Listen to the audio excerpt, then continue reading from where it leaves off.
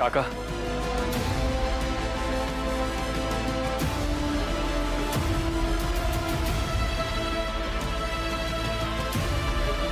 हा आपला आतापर्यंतचा हिशोब. केदार, हे थोडं समजूतदारपणे घे रे. पैसे घेऊ नकोस दादा. हे धर, धर हे पैसे. आणि कोणी कुठेही जायची गरज नाही. त्यांनी दिले पैसे आणि तू घेतलेस लगेच. काय गमाला ती? काय झालं? आत्ता तर त्याचा अपमान करून त्याला हाताला धरून घराच्या बाहेर काढायला निघाली होतीस ना? हो, घराबाहेरच काढणार होते त्याला, पण तेव्हा माझ्या लक्षात नाही आलं. चूक काय त्याच्या एकट्याची आहे? काव्याची पण चूक आहे. शिक्षा भोगायची तर दोघांनी एकत्र भोगली पाहिजे ना. अगं मालती, काय बोलतेस तू? डोका ठिकाणावर आहे ना तुझं? रेखा, अगं काव्या माझी मुलगी आहे ग. ती म्हणते तिचं प्रेम आहे याच्यावर. आता ह्याला घराबाहेर काढलं तर तिचं मन किती दुखावेल. मी कसं करू असं सांग मला. अगं पण मगापर्यंत तो तुला घरात नको होता ना? अरे दादा, असं काय करतोस? खांडेकरांचा मुलगा आहे तो. त्याचा असा अपमान करणं बरोबर दिसतं का?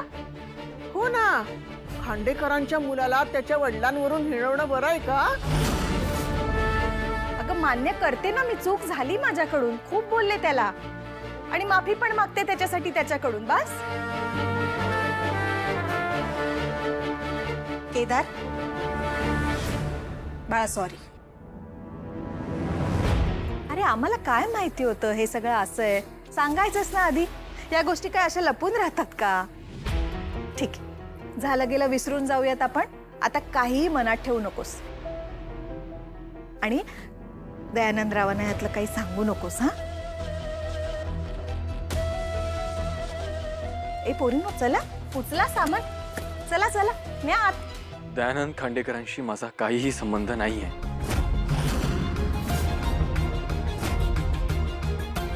मी एकटाच आहे आणि एकटाच बरा आहे.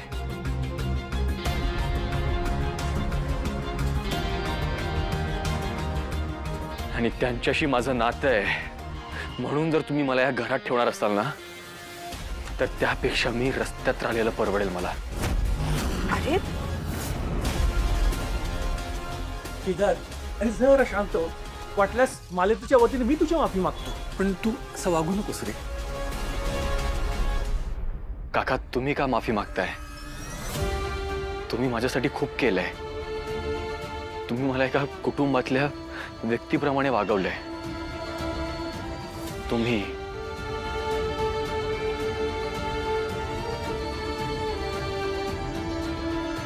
येतो. सुखी राहा, पण इथेच राहा. दयानंद खांडेकरांचा मुलगा म्हणून नाही, माझ्या नातवाच्या हक्कानं सांगते मी तुला. मला तुझ्याकडून काही नकोय. आणि हे बघ, हे घर माझं आहे. इथं कोणी राहायचं आणि कोणी राहायचं नाही हे मी ठरवणार. ज्यांनी तुझा अपमान केलाय ना, त्यांना कशी शिक्षा द्यायची ते मी बघते. पण आज तू या घराबाहेर पाऊल ठेवलंस ना, तर तू तुझ्या आजीला गमावशील.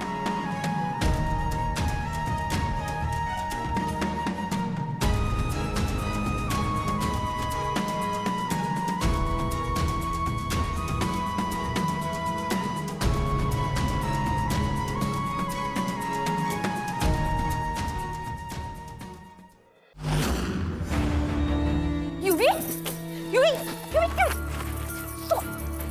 काय करतोयस तू? हे भेट लागलाय का तुला?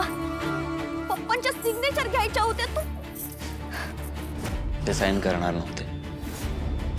खांडेकरांचं हे एम्पायर मला मिळावं असं कधीच नाही वाटलं त्यांना. का? तू असं का बोलतोयस? कारण मी पाहिलं ना, त्यांचे हात थरथरत होते. मी माझ्या डोळ्यांनी पाहिलं ते.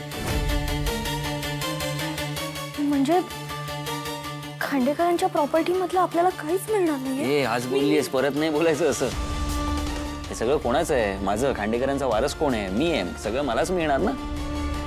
आजपर्यंत मी फक्त भीक मागत आलोय. सगळं माझं असूनही मी फक्त प्रत्येकाकडे मागत आलोय. मला काहीच नाही दिलं कोण. पण आता नाही, आता सगळं मला मिळणार. हं? एकही रुपया सोडणार नाही मी.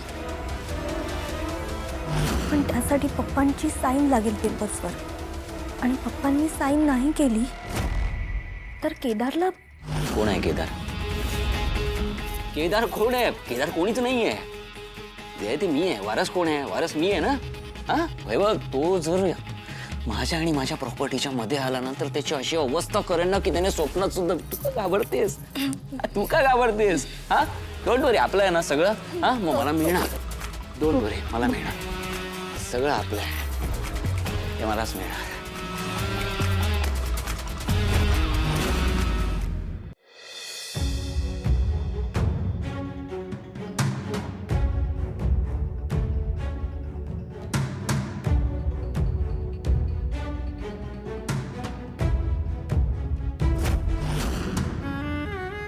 काय करतोस तू केदार? असं काहीही करू नको ज्याच्यामुळे नंतर वाईट वाटेल. मला काहीही वाईट वाटणार नाही. केदार, त्या माणसाशी माझा काहीही संबंध नाहीये. नाही. तू मानलंस काय किंवा नाही मानलंस काय, तुमचं नातं बदलणार नाहीये. ते तुझे वडील आहेत. तुमचं रक्ताचं नातं आहे आणि ही गोष्ट कधीही बदलणार नाही.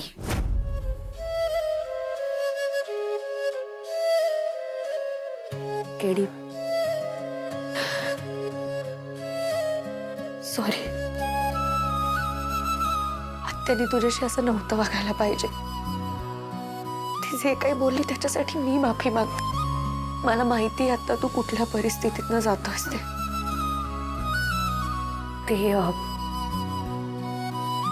दयानंद काकांकडे काय झालं? तुम्ही भेटलात का? काही बोलणं झालंय का तुमचं? केदार, काय झालंय?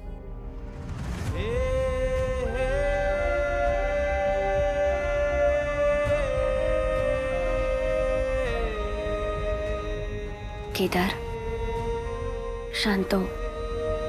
तू एकटा नाही आहेस रे. मी आहे ना तुझ्या सोबत. मी आहे, सुमी आहे, नमा आहे, बाबा आहेत. आपली टीम आहे, साधू सर आहेत. तू एकटा नाही आहेस. शांत हो. मला नाही कळत आहे बॉस, हे सगळं कसं घडलं. मला कळतंय, पण हे बघ केदार, ही सत्य परिस्थिती आहे.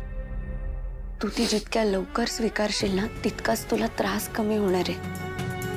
त्याच्यामुळे हे लवकरात लवकर मान्य कर. नाही नाही स्वीकारायचंय मला हे सत्य. नाही सत्य ना तो माणूस, काहीच नको मला.